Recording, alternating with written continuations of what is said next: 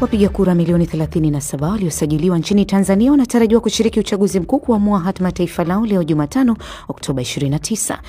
Ni siku ya uchaguzi nchini Tanzania ambapo zaidi ya wapiga kura milioni 37 waliosajiliwa wanapiga kura kuchagua viongozi wao wapya. Uchaguzi huu unaonekana kama mtihani muhimu kwa demokrasia ya taifa hilo. Utaamua rais, wabunge na madiwani wa serikali za mitaa. Rais Samia Suluhu Hassan anapoania muhula mwingine madarakani, wengi wanafuatilia kwa karibu kuona jinsi mchakato mzima utakavyofanyika. Wakati serikali na vyama vya siasa vinawahimiza wananchi kujitokeza kupiga kura, makundi mengine yanayojitambulisha kama wanaharakati yanahamasisha maandamano, wakisema ni njia ya kupaza sauti zao dhidi ya kile wanachokiona kama kukwama kwa mageuzi ya kisiasa. Sasa moja kwa moja naungana na mwandishi wa BBC Bosha Nyanje kufahamu kwa kina. Bosha, habari ya asubuhi, tuambie uko wapi na nini kinaendelea hivi sasa? Na habari za asubuhi ni salama kabisa Master Faranga. Nilipo katika kituo cha Tabata Liwiti katika wilaya ya Ilala hapa jijini Dar es Salaam. Naam, nini kinaendelea hapa wakati huu?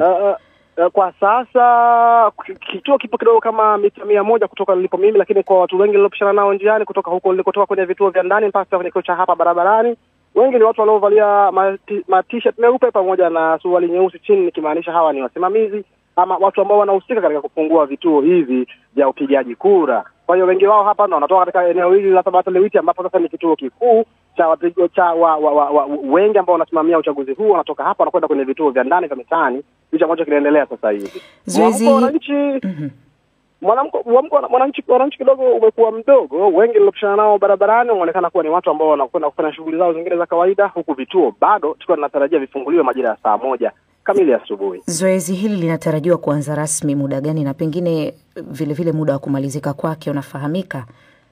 Kwa mujibu wa sheria na taratibu za uchaguzi wa nchini Tanzania, zoezi hili linatarajiwa kuanza majira ya saa 1 kamili asubuhi na karibia kukamilika majira ya saa 12 jioni. Na swala la ulinzi lipo vipi Bosha katika eneo lilopo hapo Tabata na pengine yale ambayo umeyatembelea?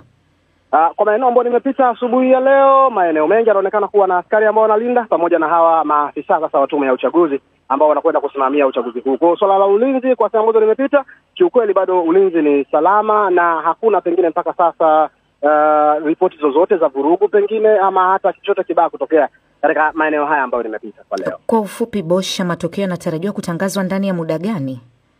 Kwa mujibu wa sheria za uchaguzi nchini Tanzania, ndani ya siku 3 baada ya kupigaji wa kura, matokeo yatatangazwa rasmi katika eneo husika. Naam, shukrani sana Bosha Nyanje, mwandishi wa BBC akiwa katika eneo la wilaya Ilala, na kutakia kila laheri katika kuendelea kutimiza majukumu yako, na tutaendelea kuwapasha wasikilizaji kadri tunavyoendelea kupata muda. Asante na kila laheri. Asante.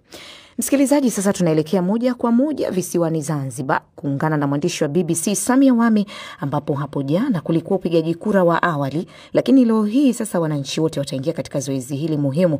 Habari ya asubuhi Sami, kwa upande wa Zanzibar hali iko vipi na nini kinachoendelea wakati huu tunapozungumza? Habari za asubuhi Martha. Huku Zanzibar kwa kweli kwa ujumla hali ni shwari. Kama ulivyosema, baada ya zoezi la kura za mapema kumalizika jana, leo hii kura ile jumla sasa ambayo watu wote watajumuika itafanyika, na kwa mujibu wa tume ya uchaguzi hapa wanasema wako tayari, wamejiandaa vizuri kuhakikisha kwamba zoezi linakwenda vizuri.